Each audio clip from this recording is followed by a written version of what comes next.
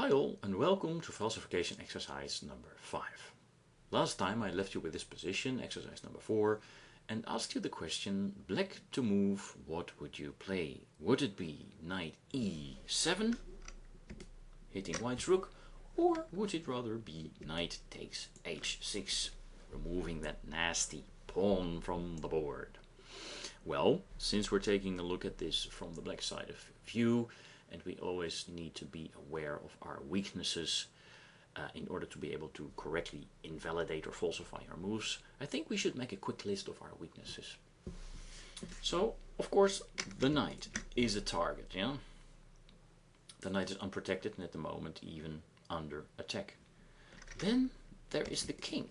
Technically speaking already, because the king can be put in check by one move, but also because, of course, it doesn't feel very happy on the open G file.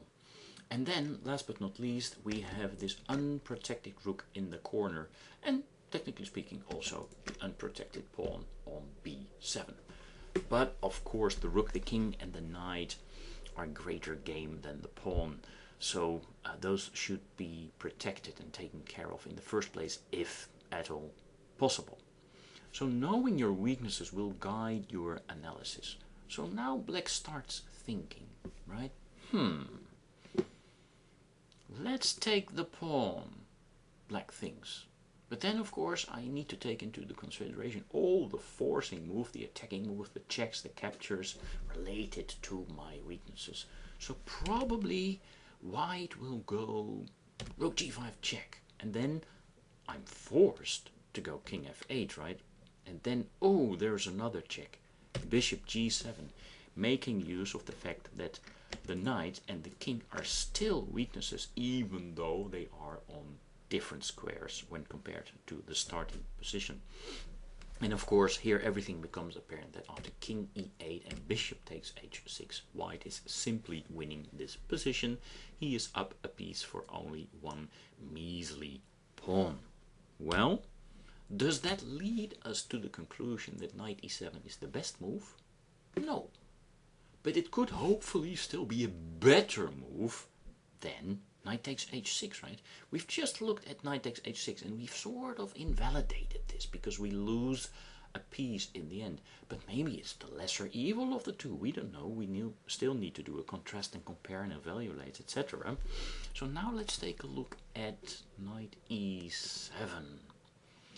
Well, I suppose black, if analyzing correctly, should again be honest and complete and try and find the strongest move for his opponent. So again he goes rook g5 check. Now there are two moves, I suppose. One of them is knight g6. But then, of course, black would go, but now my knight is in a pin, right? And the king is still behind, so there's still weaknesses. What if white just simply goes for the kill with the threat of f4, f5, pinning and winning my knight? But then black sees, maybe I can still stave off that attack with f5 and I'm still in the game. Now probably losing in the end, but I don't want to lose immediately, right? So this is at least better, of course, than knight takes h6 immediately, because then I would lose the knight. Okay, and f5 is probably also better here, black thinks to himself, than king f8, because then f5 indeed can be played, and even though my knight is no longer pinned, now after knight f4, the blow comes from a different angle, because the king is still a target. It can be put in check in one move. So here it comes from right court. Bang! Bishop a3 check. And now, of course, king e8 is forced. And then the rook in the corner will do black in after rook g8 check. King d7 and rook takes a8. Also clearly winning the game for white. Yes, okay, that's all I wanted to discuss, all I wanted to say about this position. Okay, let me just quickly save every changes that I made along the way. So I think it's time to go to position number 5. Load next game. And here it is white to move. So white is faced with the loss of one of his weaknesses. A very nice target for black. And that is the pawn on g6, right? It is, technically speaking, a weakness because it is in balance. There's one attacker, there's one defender, and black only needs to bring in another attacker. In this case, the threat is queen e8, and there will be a minor crisis around that g6 pawn. Of course, white doesn't really want to lose that pawn, right? I mean, we don't want to lose pawns in general, I guess, unless we willingly sacrifice them or get great compensation for them, but otherwise not. So the question here is, now how would you try and counter that? How would you be proactive?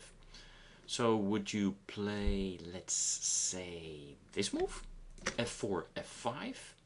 Just simply trying to bolster that pawn on g6? Or would you rather play rook h3? Maybe hoping to go rook g3 and defend that pawn just in the nick of time. Well, up to you. As always, please leave your comments on YouTube here. If you haven't done so, please subscribe to the channel. Give me a thumbs up if you like the video. And if you want to know more about me, please take a look at my website. It's betteryourchess.com. Well, see you in the next video. Till then, bye bye.